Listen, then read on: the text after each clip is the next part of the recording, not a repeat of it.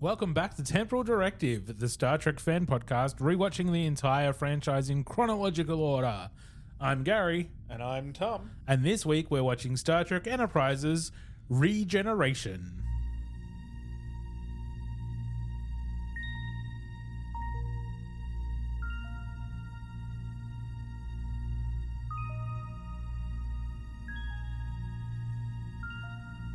Star Trek, the ultimate franchise.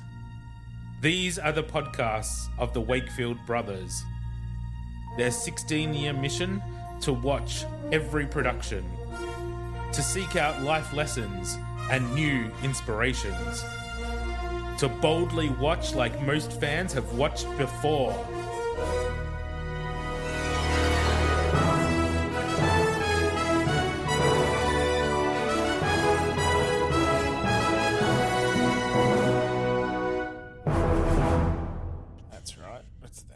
Yeah, it's the Borg. Oh, God. I'm going to have some nice things to say about that. I know you love it when they break continuity. Oh, it's going to be great. Although you didn't hate the Ferengi episode. No, and I know this one, they just fuck it up, don't they? You don't know? You haven't watched it yet. How do you know they fuck it up? Because I'm pretty sure I've watched at least parts of this episode before. Right. Yeah. Anyway, before we get into this week's episode, how are you this week? What's been happening? I'm good. I'm not too bad, actually. My sinuses are still a bit fighting me a little bit, but other than that, I'm actually doing quite well. Shit. Yeah. But nothing exciting. Oh, well. Like, other than like cleaning my new car, which is just great. Ooh, yeah, it's very exciting. Woohoo! That's very exciting. And, birthday parties and stuff. Like Kira, our niece, was very exciting. Piece of cake. Woo. Nice. Yeah. I wouldn't know. No. I was not invited. No. That's because it's at like 6 o'clock at night. Like, I was there straight after work because, it's like last minute stuff. Mm-hmm. It's like, oh, you want to come around for cake? Yes, certainly. I just finished work. I'll come around and have cake. I went to see the new movie Weapons yesterday. Weapons? Yes. New horror movie. No idea. It was very good. If anyone out there is listening and is a horror fan, I recommend going to see Weapons. It was very good. Okay. Yep. I don't want to say anything about it. That's how good Except it was. It is good and you should watch it. Yeah. Okay. It was excellent. Right. Yeah. Okay. That's about the most exciting thing I've done in a week. Wow. Yeah. It's been a pretty dull week other than that. Next week I'm off to Hobart for a few days for work. So that'll get me out of routine for a little bit, but I don't know that I'm looking forward to that, but it is what it is. A little bit of extra work excursions. Yay. Yeah, 2 nights away. Don't really like being away from my dogs if I don't really have to. That's fair. That's fair. I mean, it's different if you're on holidays or something, but when it's a work trip, I'd rather be at home with my dogs. Yeah, that's definitely. They don't pay me for the hours I'm in a hotel room. Yeah, right. Yeah. No. Anyway. No, fair enough. First world problems. Dogs are more important. They really are. Dogs are the best. They are. Dogs are awesome. Winston's doing much better too. Oh, it's better ask. How is he? Much better. Yeah. He's had his last check-up with the vet and he's fine. Yeah. So just keep an eye on him in case it comes back and whatever, but he's fine. Nice. Before we get into this week's episode, there was a couple of little interesting notes that come out of the Las Vegas convention that's currently on. Oh, yeah. Yep. And there was some discussion about a possible Archer series that has been apparently worked on for the last few years, ever since Picard got announced all those years ago. Apparently one of the producers or writers on Enterprise has been working with Scott Bakula to pitch a Star Trek Archer series that would be about his time as president of the Federation.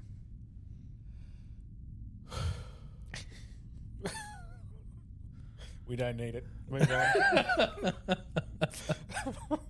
Oh, it's rough. Sounds great. Can we get anyone other than Scott Bakula to do it? Jesus Christ. We'll move on, shall we? And the other bit of news I saw was Tawny Newsome, who was Mariner in Lower Decks and was working on that comedy series. Yeah. The latest is that they've got like a pitch, maybe a pilot written or whatever, but they haven't got a green light yet because of the merger and everything happening with Paramount. Yeah, okay. Which is finally signed off. Yeah. There's no word yet as to what's going to happen. Yeah. So everything's just sort of in limbo at the moment. Yeah, okay. Yeah. Okay.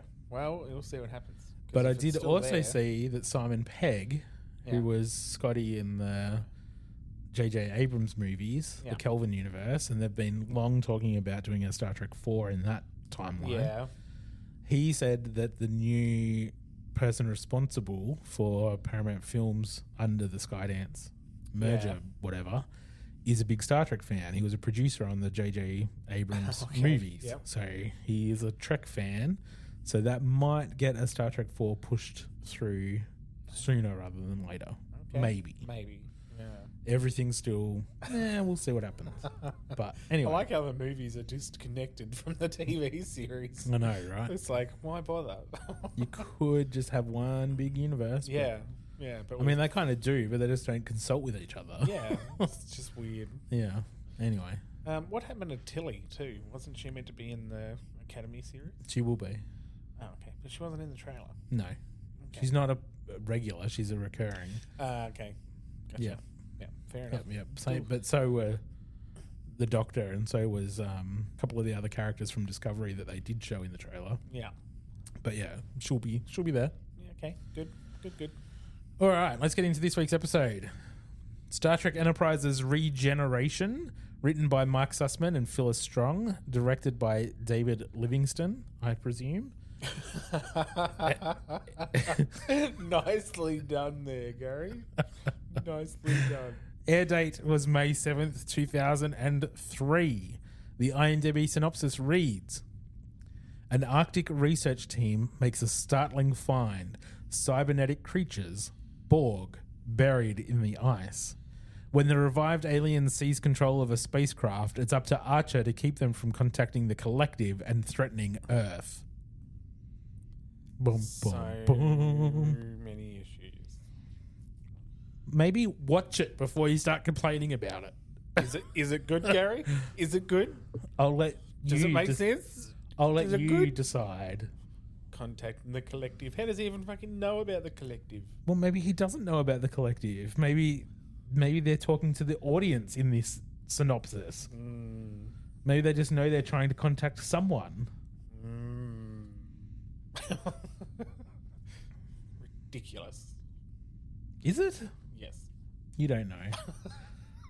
What I find difficult is if they were in Montana, how did they get to the Arctic? Did the Borg say, you know what? We don't want to contaminate the timeline, so we're just going to move ourselves up to the Arctic, and that's when they just froze to death? I'm just going to stay up here in the cold for a while. Or did they just fall out of the sky when the Borg sphere was destroyed? It's the only explanation, isn't it? Is the Borg sphere blew up and a few just went floating down to the planet and managed to get through the atmosphere without burning up. And it's the only thing. Well, you know, apparently maybe it was just some nanobots. Maybe they just found some people in the Arctic and they just assimilated them. Yeah, I don't know. I haven't seen them. I don't know. So, I don't remember. Implants? I'm pretty sure they have Borg implants. Then that doesn't make sense. But I don't remember. So, yeah. It's been a long time since I watched this episode. So let's go watch it. Alrighty. And we're back from watching Regeneration. Well, Tom, was it as bad as you were expecting? Probably not as bad, but still. Just seems unnecessary. What was the good and what was the bad? I mean, you know, Borg is always good because it's Borg. But, you know, I just don't know why we needed it. Like, we shouldn't have the Borg at this time frame at all. Like, any of it. None of it. Shouldn't exist. So they have props and costumes and sets. Yes, but it doesn't matter. It shouldn't exist. There shouldn't be any record of any kind of Borg activity at all. And I know they didn't say the word Borg, but the fact that you have to have the Borg go, what did they... I don't even remember what they said because it's not the Borg's general line. Resistance is futile. Yeah, you're, unique, you're distinct. Fucking, I can't even remember what it says now. I'm too pissed off. Your distinctiveness will be added to our own. Your biological distinctiveness will be added to our own. Yeah, so they have a whole speech that they Resistance is futile. Exactly. That they say every single time they come into contact, they say that. Except for this one. But the comm only, you could hear that it cut in after they would have said, "We are the Borg." It only got the resistance is futile. It cut. That's why. They still said it. They just forgot to open their comms. Oh, sure. Yeah. Oh, of course. How silly of me to have noticed. We are the Borg. Yeah. Resistance is futile. Yeah. Ignore the first part. We are the Borg. It was stupid. It was just stupid. Even leaving that entire thing out would have been fine too. Like, to have Correct. not even had, resistance of futile, that at all would have been better than even having that. Like, to alter it just so that they didn't say we are the Borg. It's dumb. I didn't care about that at all. Yeah.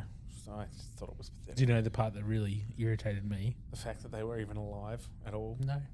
Right, go for it. The fact that Phlox could cure himself of Borg. He must be the smartest doctor that has lived in all of time. Yeah. Because they can't do that in the future. Yeah, it's old technology and they can't figure that out. Like what they had to do with Picard and Seven to extract all the bits and do the repair work was pretty extensive. Yeah. I have an answer for that. I'm pretty sure Omicron radiation was around in the future. So why? Well, he hadn't been surgically altered yet. Right, but he had been implanted with nanobots. Yeah, I absolutely agree. Already flooding his system. He should have already been a drone because organs would have changed, yada yada. Things would have been in place. Yep. Made no sense to me. Nope.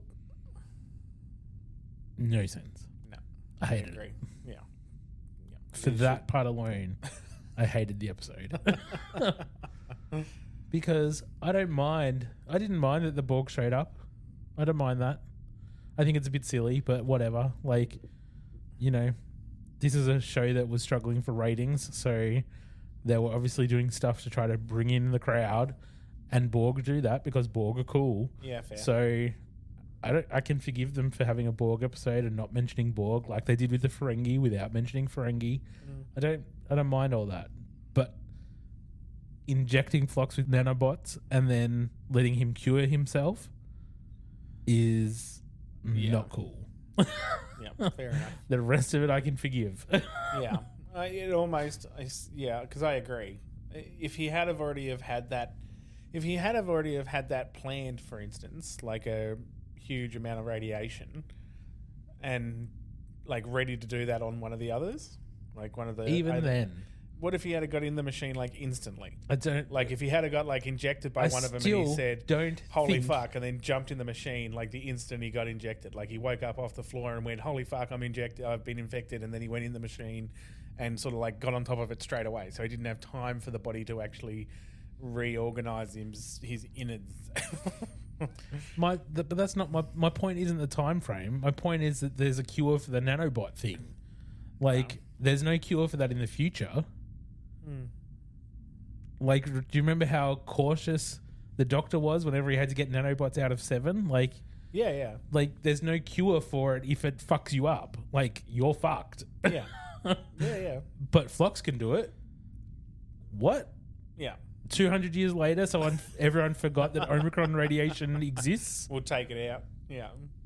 It just doesn't make sense to me. They should have just not had Phlox be infected. Yeah. And then we would have been fine. Yeah. The episode would have been better. Much better. Like, have someone else infected if you needed it. In fact, it would have been stronger if they had like that security guard that was in there with him get injected, and Phlox struggling to find a way to cure him and couldn't, and that like his remorse and at the failure of not being able to save the crew member that he was in there responsible for. Yeah. Like that would have been better. That would have been much better. Much better. And then using that neural thing on him. Sorry. Yeah, exactly. Like, we're going to try this radiation thing and it's going to be a last resort. And if it doesn't work, I'm going to have to like put you down. Fucking put you down immediately. Yeah. And like, how does you deal with that? Yeah. Exactly. Yeah. That would have been a more interesting and believable and impactful thing. Yeah. And would have made more sense for what the Borg are like in the future. Yeah. But this is one of the problems with watching Star Trek the way we're doing this podcast and chronologically is the same with the Ferengi one. Like, we shouldn't know any of this yet. Chronologically. Yes. Well, that's true. But it's not about the chronological so much because the show itself wasn't made until after we know all this too. Like, the show itself... No, but I'm talking about the way we're watching it. Yeah. I'm not talking about whether they should have put it in or not. I'm just talking about the way we're watching it chronologically. If we were watching the show for the first time, like, we wouldn't know. We wouldn't know any of this stuff, and we'd be like, "Oh wow, isn't that fancy?" Oh God, I hope they remember about that in the 24th century. That's a hard fucking species to beat. Better be careful about that one if they ever come back. I hope Phlox makes a note about that Omicron radiation. That better go in the medical textbooks. Yeah. Anyway. All right, let's get into the episode. We open on the Arctic Circle. There is snow. What? There is ice. No. It looks cold. It made me feel cold. It just made me think of Voyager, but yeah. Yes, it did make you think of Voyager. Especially when they showed up in those thermal suits. Yeah, that's right.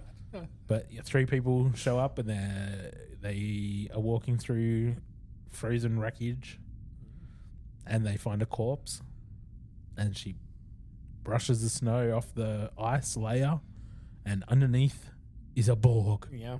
Scary. Every single person goes, run. That was a motherfucking Borg. Everybody fucking go. Kill it. They don't recognize the species, obviously, but they say that it's well preserved, and then they decide to set up a base, and then they find another body.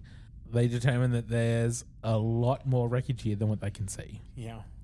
But yeah, like I said, they decide to set up a base camp. They do that. Yeah. Because we fade to a bit later and there's a whole fucking camp set up already. Huge. So lots of squared little campy tent things that look like something out of the Thing. The future means quick construction. Yeah. Money. They're inside one of the modules and there's a couple of Borg corpses lying on tables.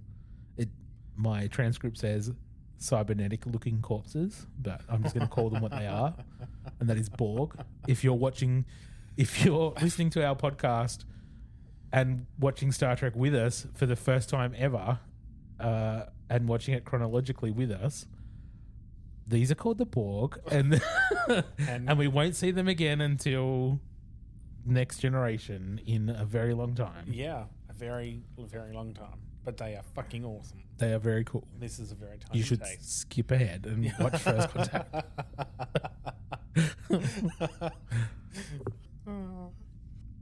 So there's a couple of people examining the Borg corpses and they determine that they're Borg-like. They're Borg-like. Just putting that in my notes. Cybernetic man, kind of Borg-like. No, they're talking about how technology has replaced their circulatory and nervous systems, and they've got artificial limbs and they're more advanced than anything they've seen. Eyepieces and optic things and all sorts of fucking shit. Yeah, fancy. Borg-like. Yeah, funnily enough. Yeah. But they go the long way about it because they can't just say, oh my God, it's a Borg. Yeah. Then they discover the nanobots inside the Borg Blood circulatory system. Yeah. And that their nanobots are repairing the biological cells as well as the mechanical components of their bodies.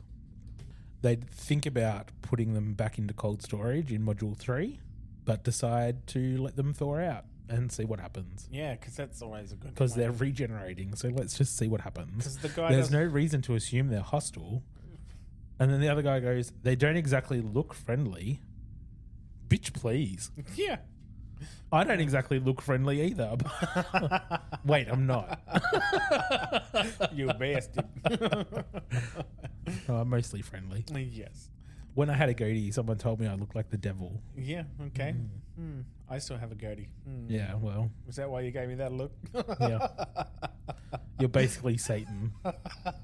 Having said that, I walked out. And Come it was on, like yeah. Relax, yeah. God. Sad thing is, you do that really well.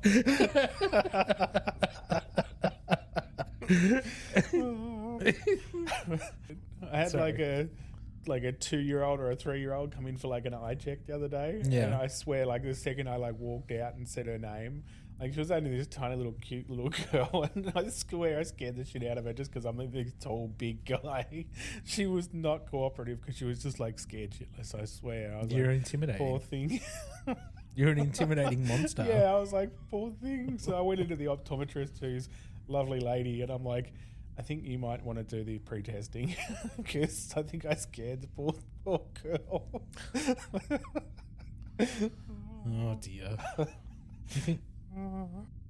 So after they talk about possibly moving them, but not doing it, we get an external shot of the base again, just to show that time is passing.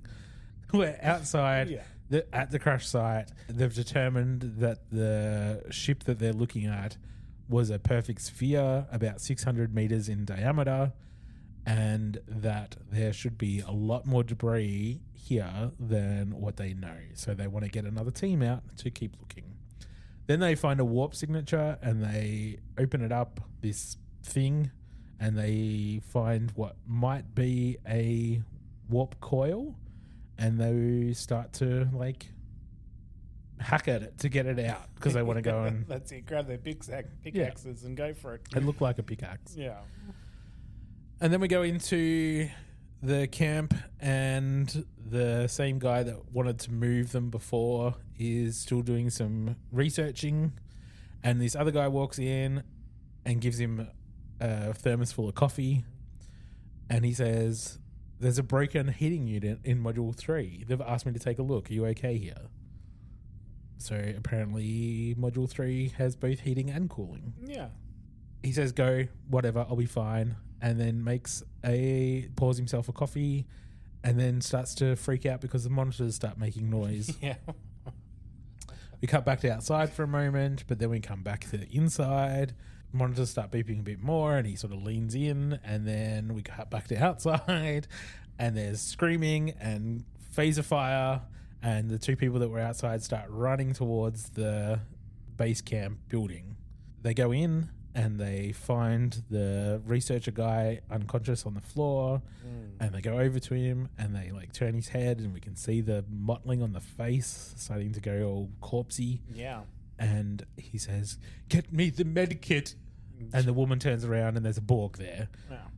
It's like, Does she scream? no. No. You scream. Yeah. You screamed. Yeah, sure. Yeah, I was like, I didn't know it was going to happen. Holy shit. Most obvious thing it was going to happen. I mean, they were going for that like old like horror movie scene. The Thing. Yeah, that's it. It's very much The Thing, but you know, it's not scary at all. No. Then we cut to San Francisco with a nice shot of Starfleet headquarters. And then we cut to inside Admiral Forrest's office, and Williams walks in and says, Admiral, there's a problem with the A6 excavation team. The Science Council hasn't heard from them in 3 days. And the Admiral thinks about it for a second and then says, get a shuttle ready. Oh, what a man. making decisions on the fly, almost like an admiral should do. Yeah. And he hasn't cared for 3 days and no one's given him an update. No. He's like, oh, shit. Oh, that the excavation thing. Yeah. team. Oh, yeah. I remember that was something came over my desk last week. So we see the shuttle flying up to the Arctic Circle. They get out of the shuttle. They go into the module. There's no one there. No, just It's empty. empty. All I do covered like in that snow. the admiral himself went. Yeah. He didn't just send a rescue team. He was part of the mission. Yep. Then we fade to black for a commercial. Yeah.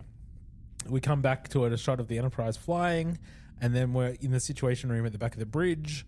Archer is informing the senior staff about the find in the Arctic Circle and about humanoids with advanced technology implanted All on the them. All Pictures blah, of blah, the- blah. All the pictures of the Borg on their monitors. Yep, so they took a transport and they've left Earth. Yeah. Moving at warp So they're something around. on the run. Yep, they're traveling at warp 3.9. Yeah. And Trip says, no, they're not. The transports can't exceed 1.4. And Archer says, well, I think it's safe to assume these aliens have reconfigured the engines. Mhm. Oh. That might have done it. And they were heading straight for them because they're less than half a dozen light years away. Yeah. They just happen to be going in the same direction. Convenient. Fancy that. Lucky. So they're going to set a course and go looking for the transport vessel. I was going to say Borg ship, but it's not yet. It's close enough. Yep. Cut to the armory, and Reed is studying images of the aliens on the monitor.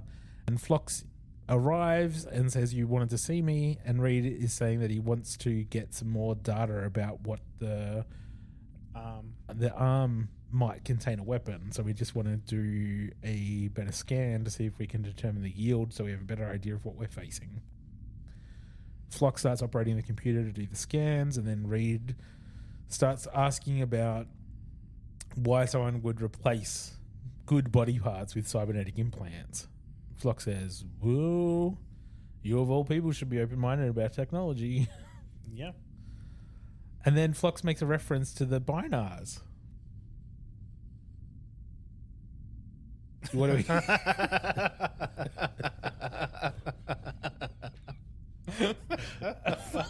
Hell. Should I just do this podcast by myself, Tom?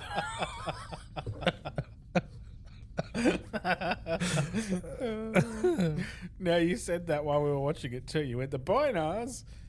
You don't know who the No, binars but are. it didn't do a damn thing to my memory at all. Ah, Yeah, that's usually, why. That's why you didn't say Yeah, anything. usually I get a ring of a bell of some kind, but with them I have nothing. The binars are the species from that first season episode of Next Gen. They moved in pairs and they communicate real fast. Oh yeah, okay. And they hijacked the Enterprise to go Yeah. and save their planet and Yeah. whatever. Those are the binars. Yeah. Binary only work in only twos. work in pairs. Yeah, Yeah. yeah, I Yep, do yep. remember them. Yeah, So that's what Phlox was saying, that species, the binars, when they're born, a surgeon removes the child's parietal lobe and replaces it with a synaptic processor, which allows that that ability. communication. Yeah, Yeah. yeah, right. Yeah. Okay, yeah, no, I could not for the life of me remember what you were talking about. Well, the episode was called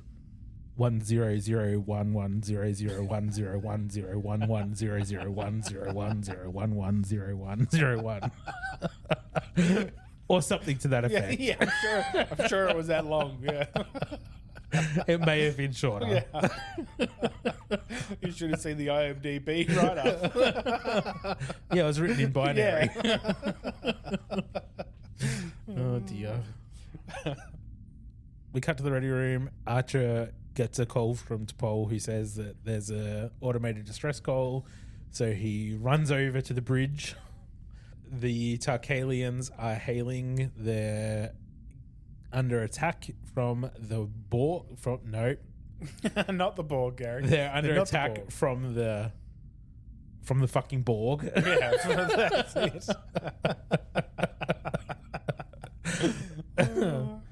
But yes, they say they're under attack and that they need assistance. So Archer says, let's go. Let's do it. Set a course. Yep. He gets there. Looks like they're trying to cut the freighter with a phaser. Yeah, well, like they did in the when we first saw him in Next Gen, they cut that part of the hull Yep. up. Yeah, sliced a section of the hull. Archer tries to hail them, and they don't respond. Typical. Surprise, surprise. Archer says, "Can you disable their weapons?" Reed says, "I believe so." And he does 2 shots with the phase cannon, and apparently the weapons are down. Yeah. So they may have installed weapons on the freighter, on the transport ship, but not very good ones. No, just stuck them on the edge because that they took them down real easy. But anyway, then they warp off. There's still Tarkalian life signs, so Archer does not follow. He stays to get the Tarkalians off the ship. But instead of fucking beaming them to sickbay like a normal fucking person would, he sends a shuttle pod over to collect them. Yeah. Ridiculous. Jinx. We cut to sickbay and there are 2 Tarkalians on the biobeds that have clearly been infected with Borg nanobots. And Flock says that their renal glands have been replaced with devices and that they are slowly being transformed into some sort of cybernetic hybrids. And Archer asks if he can remove the nanoprobes, and he says no, not surgically. They're multiplying at an extraordinary rate. It'd be impossible for him to It get would be in. impossible.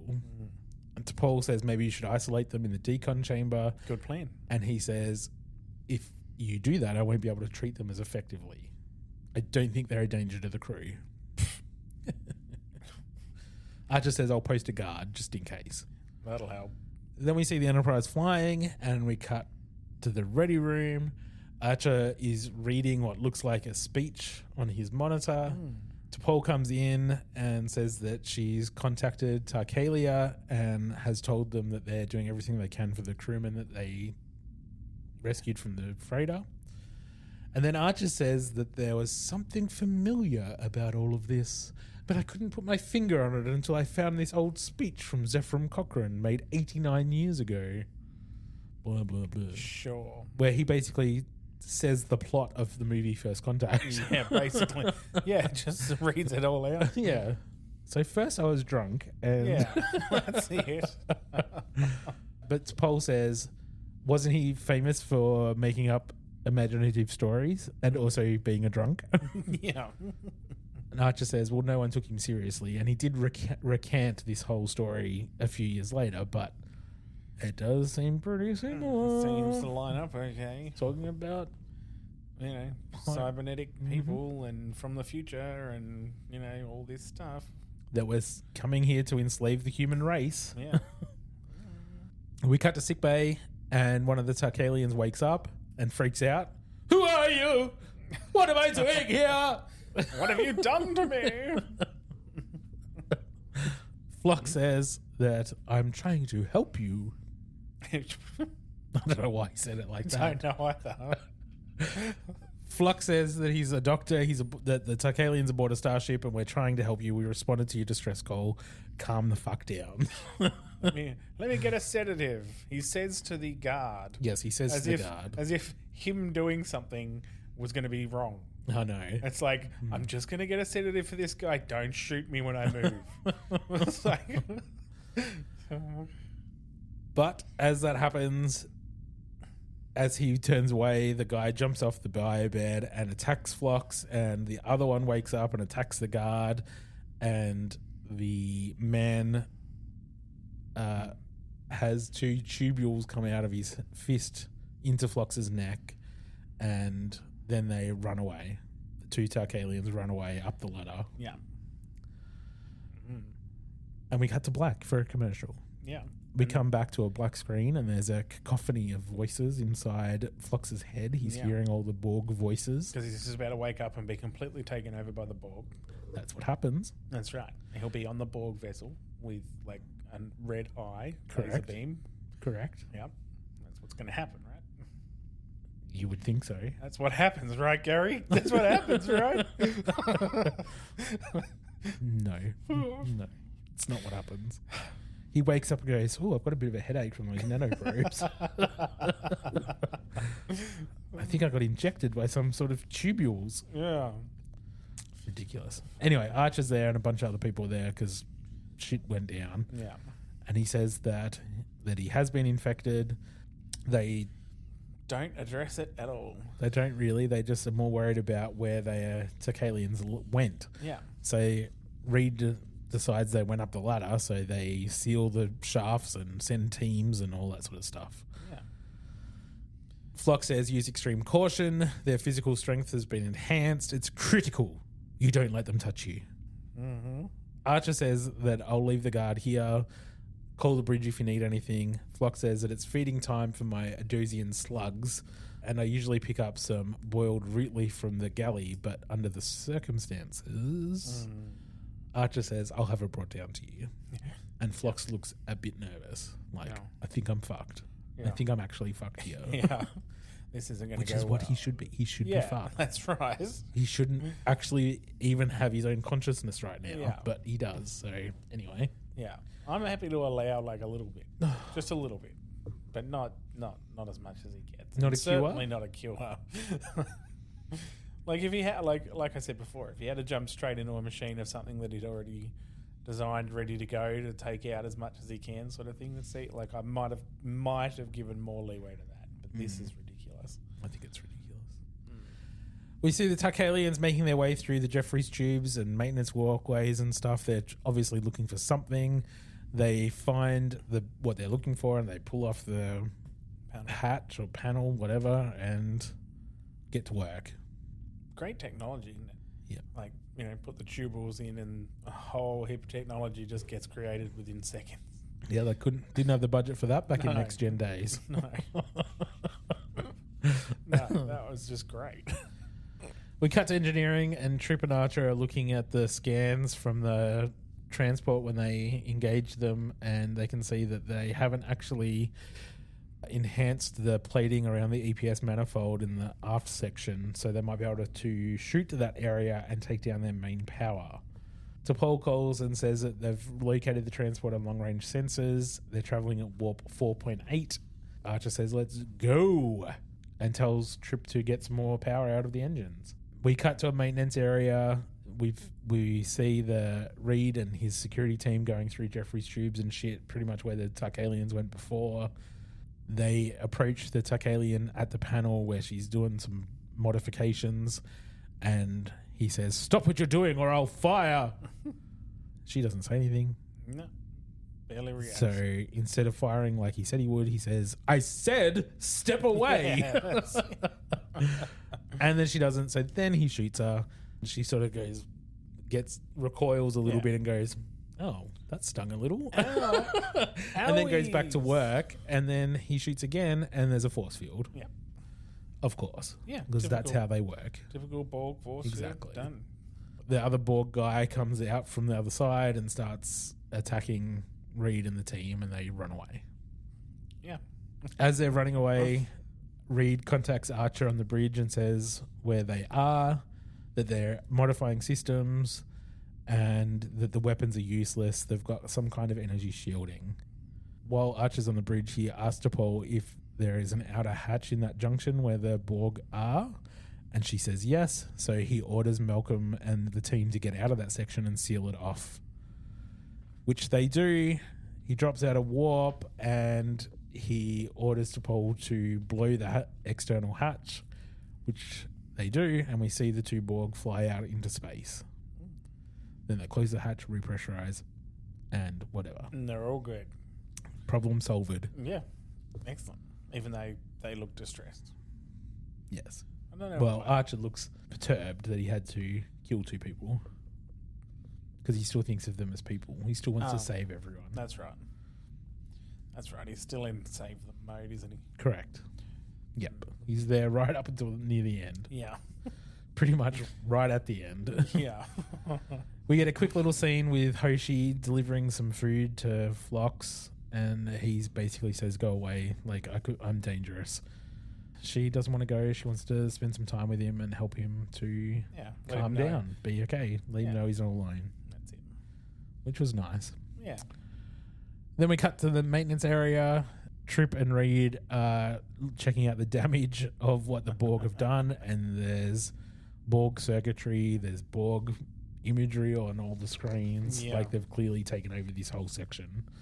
Like, a lot. A lot. Then we cut to the mess hall. T'Pol's there reading, and Archer comes in and orders a coffee and sits down with her, and he says that he still intends to rescue the humans. She says, I think you should blow them up. Yeah. Pretty much. Yep. Safe to assume they're all infected. Correct. So, what are you going to do? Like, Yep. She says, we could endanger Enterprise if they're brought on board. Perhaps you should reconsider. And he says, so are you saying we shouldn't go after the ship? And she says, I'm saying we destroy it. Yeah. He gets called to sick bay, and before he leaves, he says, I'm not ready to declare them a lost cause. Well, you should be. Definitely should You will be.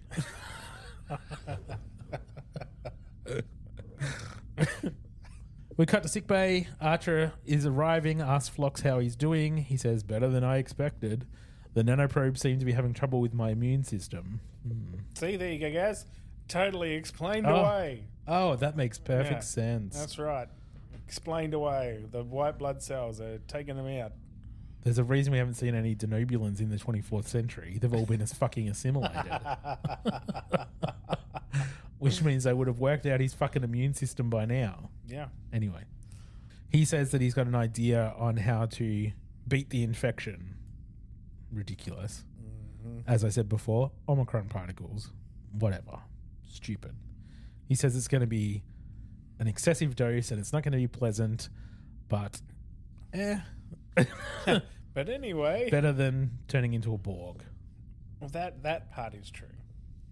He also has a neural toxin ready to terminate him should the radiation therapy not work, because he has no intention of turning into one of those cybernetic creatures. We cut to the armory. Reed's testing a weapon, and he seemed to figure out that you could turn the intensity up. What? So they move it from 5 to 10, and suddenly they think that's going to work. Wow. Brilliant. Wow. Glad Reed figured that out. Can you make it go harder? Yeah. I want it to be stronger than it is now. I think if we just gave it a bit more power. A little bit more oomph, mate. A little bit more oomph. Fucking hell. We cut to the bridge. They approach the transport, and it has got different. It just looks different. Yeah. It's obviously been expanded and looks more Borg-like. Looks a bit more Borg-like. Yeah, green lights, all of that fancy stuff. Yep. Archer shoots the EPS manifold as planned. Yeah. And they drop to impulse, and then all hell breaks loose. Correct. Because the cybernetic systems on the Enterprise start interacting with the Borg ship. Yep. That means the lights flicker. Yeah, go down. It's all dark. Fucking horrible. They're losing weapons. Archer realizes that this was a whole setup. Mm-hmm. And they're hailing. And Archer says, this is the captain. And we get over the comm. You will be assimilated. Resistance is futile. Ridiculous. Which you think is ridiculous. Stupid. Let's just change the script so we don't tell them that we're Borg. Of course. Yeah. You can't use the word Borg. Yes, but they don't know they can't. No. But the writers know they can't. Yes. So it makes sense that it only cuts in at the... I know. It's fine. Clearly it's not fine. Hull plating is dropping, the weapons are going down, but they don't know what else to do. So Archer asks if the transporters are still working. Reed says, for the moment, excellent, you're with me. And they grab some explosives and get in the transporter. Yeah. We get a shot in sickbay of Phlox about to put himself into the chamber to be... irradiated? Yep. And tells the guard to press this button once the door closes, and then we cut back to the transporter alcove, and they're beaming aboard the transport ship. they get on the transport ship, and there's some Borg that they shoot, and they go try to find the right spot to plant these explosives, because you have to do it in the right spot. Because it's a Borg ship, so you got to walk through it past all the unconscious Borg in their little terminals, and see all the green lights, and have Borg walk at you and shoot 7 of them. And he still wants to save them for a little bit, and then he scans one of them and goes, "Look at these biosigns. They're not human anymore." Really? We could have told you that at the start. Like, did you look at them? Nah, shit. Anyway, shooty. They plant the bombs, and the Borg got onto the Enterprise too. Oh yeah, during that. That's true. Yeah, they were walking around in a group of 4. Very intimidating. Yep. Walking through the halls, doing nothing. But again, shooty. Yeah, but they weren't doing anything but just walking through the halls. They didn't end up anywhere. They didn't go anywhere. They just walked through the halls with their shields up on their bodies, walking around going, "We're just walking. We're just walking." And once the bombs were planted and Archer and Reed beamed back to the Enterprise, the Borg that were on Enterprise beamed back to the transport ship. Yeah. And then exploded. Yeah. Yep, exactly. And then, just to make sure they were dead, Archer threw everything he had at them. So phasers and torpedoes and whatever, and the whole ship exploded and whatever. Yep. After the ship was exploded, Archer said, "Get me Admiral Forrest." And then we cut to a little bit later, and we get a captain's log saying that they're repairing the ship. And they've resumed their previous heading, and Dr. Phlox is confident that he'll make a full recovery as Archer and T'Pol enter sickbay to check in on Phlox, who is sitting at his computer doing some paperwork.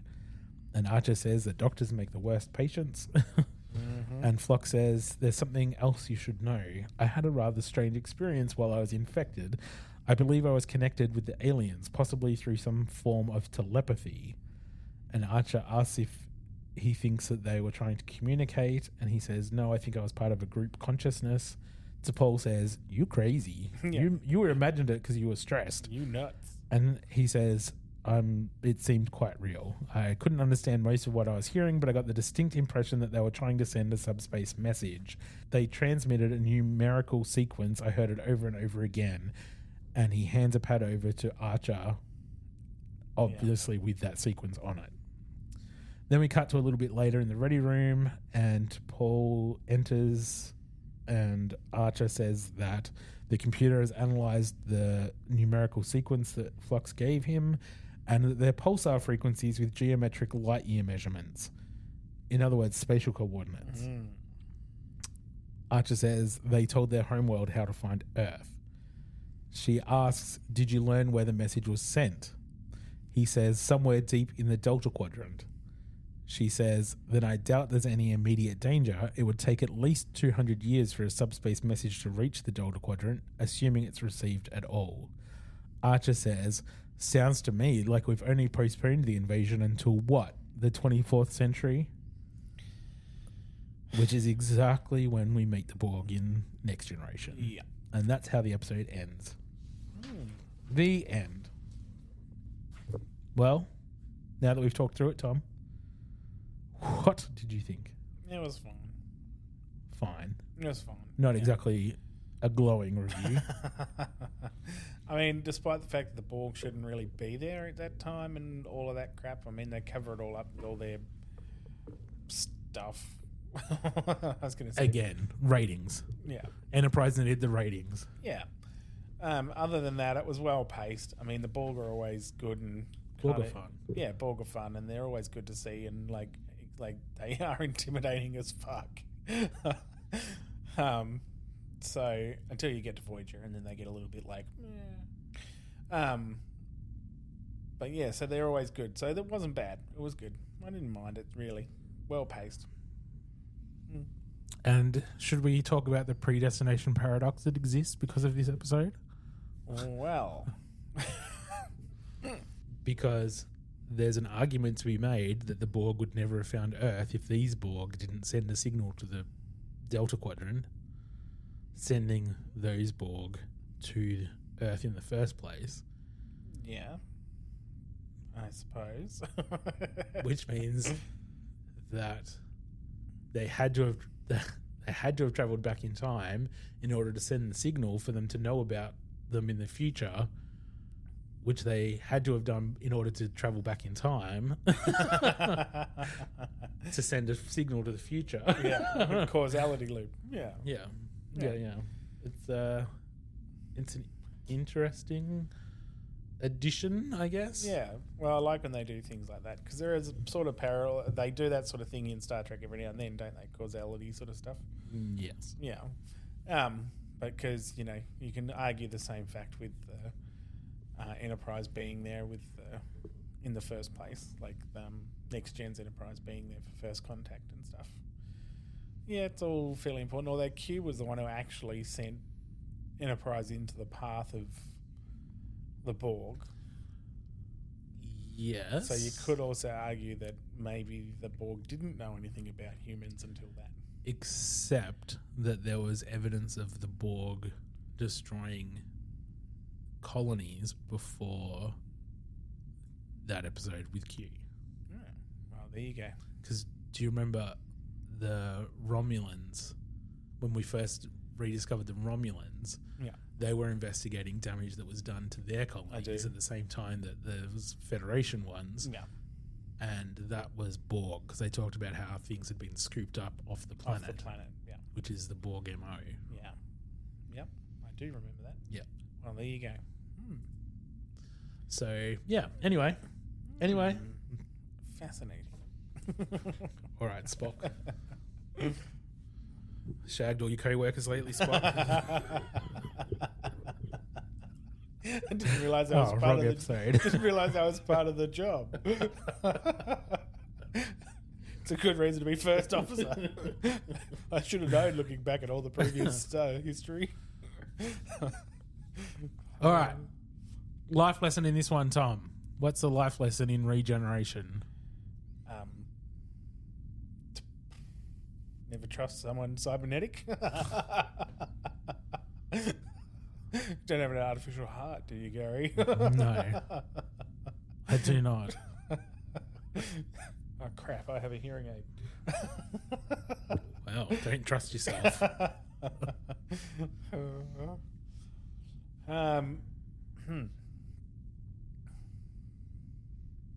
Leave the Borg alone.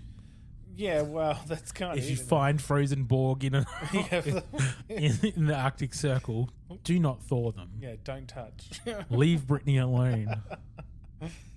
Well, there's not really...